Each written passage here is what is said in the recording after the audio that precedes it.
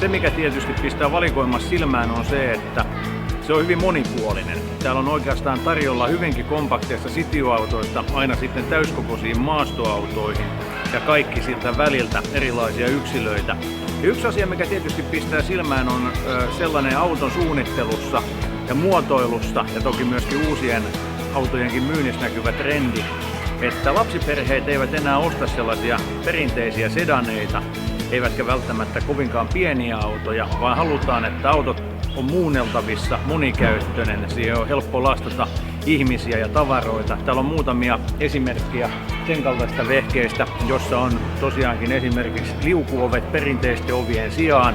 Näitä löytyy Volkswagenilta ja Skodalta, myöskin Fordilta. Täällä on joukossa muutamia eksoottisia merkkejä, mitä en välttämättä olisi odottanut täällä näkeväni.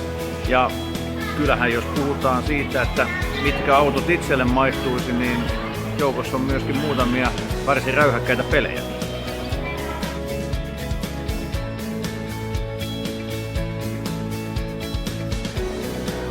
Tässähän voisi hyvin olla sellainen auto miestä myöten. Audi A5 Sportback, hyvännäköinen auto, Walter da Silvan muotoilema.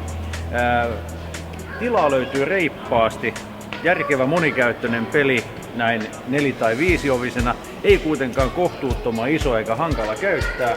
Oikea väri, asiallinen vanneratkaisu, mutta silloin jo ottaja niin täytyy itse asiassa hypätä pikkusen eksoottisempaan tapaukseen.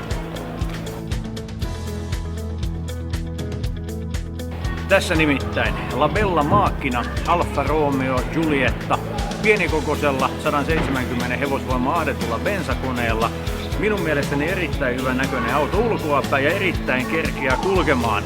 Ainakin viime kesänä Italiassa lomamatkalla suoritettujen testien perusteella, josta Italian poliisi on lähettänyt jo muutamia ilmoituksia kotiosoitteeseen.